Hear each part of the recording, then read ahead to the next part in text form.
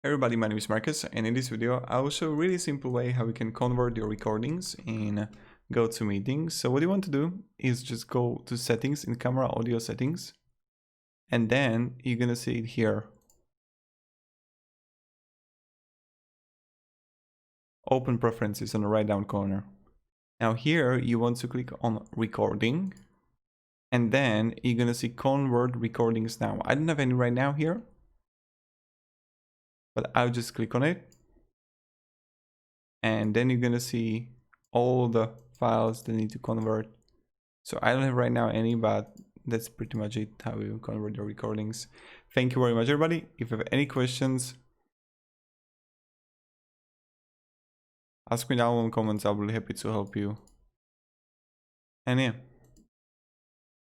goodbye.